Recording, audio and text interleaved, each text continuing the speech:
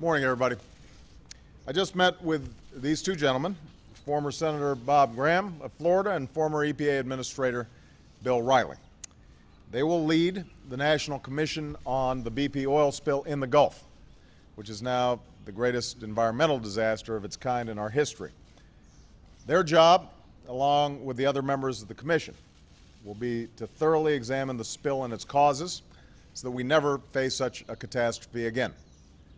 At the same time, we're continuing our efforts on all fronts to contain the damage from this disaster and extend to the people of the Gulf the help they need to confront this ordeal.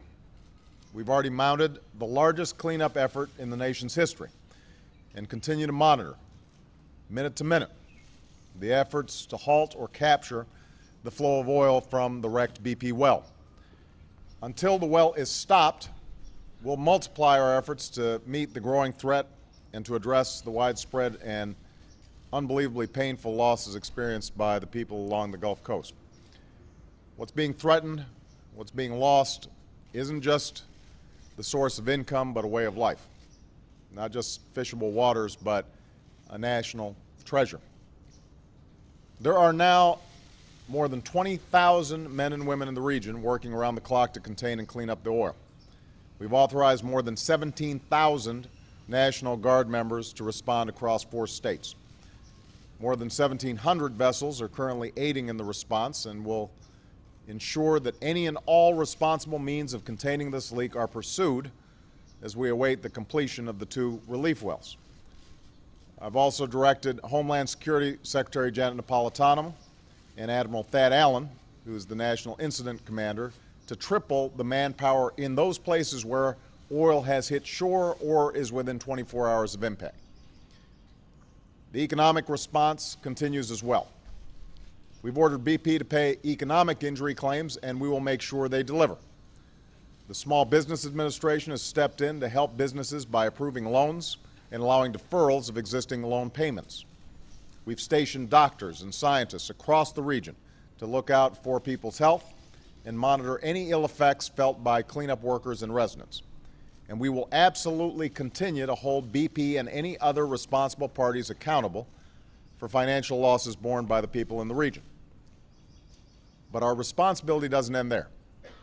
We have an obligation to investigate what went wrong and to determine what reforms are needed so that we never have to experience a crisis like this again. If the laws on our books are insufficient to prevent such a spill, the laws must change. If oversight was inadequate to enforce these laws, oversight has to be reformed. If our laws were broken, leading to this death and destruction, my solemn pledge is that we will bring those responsible to justice on behalf of the victims of this catastrophe and the people of the Gulf region.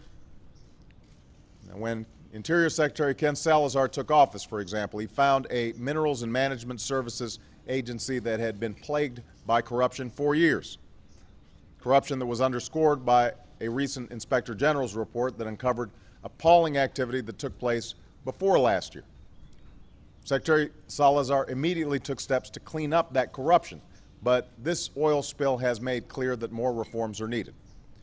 For years, there's been a far too cozy relationship between oil companies and the agencies that regulate them. That's why we've decided to separate the people who permit offshore leases, who collect revenues, and who regulate the safety of drilling. In addition, we've placed a 6-month moratorium on drilling new deepwater oil and gas wells in the Outer Continental Shelf. And now that a 30-day safety and environmental review is complete, we're making a series of changes. The review recommended aggressive new operating standards and requirements for offshore energy companies, which we will put in place. And I've also called on Congress to pass a bill to provide critical resources to respond to this spill and better prepare us for any spills in the future. Now, all that has to do with dealing with the crisis at hand. But it's critical that we take a comprehensive look at how the oil and gas industry operates and how our government oversees those operations. That's why I signed an executive order establishing this National Commission, and I'm extraordinarily pleased that Bob Graham and Bill Riley have agreed to be its co-chairs. Bob served 2 terms as Florida's governor, represented Florida in the Senate for almost 2 decades. And during that time, he earned a reputation as a champion of the environment, leading the most extensive environmental protection effort in the state's history. Bill is chairman emeritus of the board of the World Wildlife Fund and is also deeply knowledgeable of the oil and gas industry. He also was EPA administrator during the first Bush administration, serving during the Exxon Valdez disaster. So I can't think of two people who will bring greater experience or judgment to this task. I personally want to thank both of them for taking on this arduous assignment, for demonstrating a great sense of duty to this country. Very soon I'll appoint 5 other distinguished Americans, including leaders in science and engineering, to join them. And they'll work alongside other ongoing reviews, including an independent examination by the National Academy of Engineers. And I've authorized the Commission to hold public hearings and to request information from government, from non-for-profit organizations, and from experts in the oil and gas industry, both at home and abroad, as well as from relevant companies, including BP, Transocean, Halliburton, and others. I just said in our meeting, in doing this work, they have my full support to follow the facts wherever they may lead, without fear or favor. And I'm directing them to report back in 6 months with options for how we can prevent and mitigate the impact of any future spills that result from offshore drilling. As a result of this disaster, lives have been lost. Businesses have been decimated. Communities that had already known great hardship now face the specter of sudden and painful economic dislocations. Untold damage is being done to the environment, damage that could last for decades. We owe all those who've been harmed, as well as future generations, a full and vigorous accounting of the events that led to what has now become the worst oil spill in U.S. history. Only then can we be assured that deepwater drilling can take place safely.